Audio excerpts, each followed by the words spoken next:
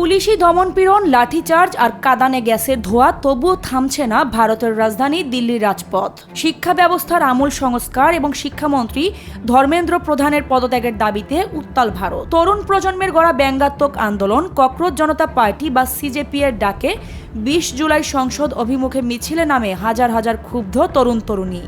National eligibility কাম entrance test বা NEET পরীক্ষার অনিয়ম ও দুর্নীতির অভিযোগ তুলে আন্দোলনে নেমেছেন শিক্ষার্থী ও বিভিন্ন ছাত্র সংগঠনের নেতাকর্মীরা।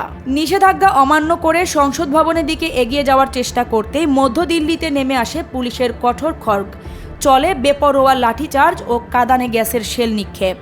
এই রক্তক্ষয়ী সংঘর্ষে আহত হয়েছেন অন্তত ৬০ জন বিক্ষোভকারী আর আটক করা হয়েছে ৭০ জনকে। অন্যদিকে পুলিশের দাবি সংঘর্ষে তাদের অন্তত ১১৮ জন কর্মীও আহত হয়েছেন। অনেক শিক্ষার্থীকে এই সময় জোরপূর্বক আটক করে পুলিশি গাড়িতে তুলতে দেখা যায়।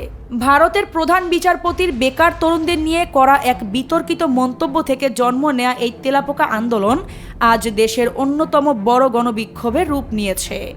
নিট প্রশ্নপত্র ফাঁস এবং একের পর এক শিক্ষার্থী আত্মহত্যার নৈতিক দায় নিয়ে শিক্ষামন্ত্রীর পদত্যাগ দাবি করছেন তারা। যদিও সরকারের পক্ষ থেকে প্রথমে কোনো টু শব্দ করা হয়নি, তবে সোমবার স্বাস্থ্যমন্ত্রী জেপি নাড্ডা আন্দোলনকারীদের সাথে বৈঠক করলেও মেলেনি কোনো সুনির্দিষ্ট আশ্বাস। ইন্টারনেট ব্ল্যাকআউট আর প্রশাসনিক বাধা কোনো কিছুই দমাতে পারেনি এই তরুণদের।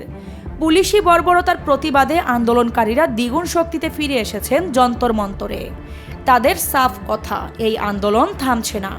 উত্তাল পরিস্থিতির মধ্যেই সংকট নিরসনে উচ্চ পর্যায়ের বৈঠক ও রাজনৈতিক তৎপরতা শুরু হয়েছে।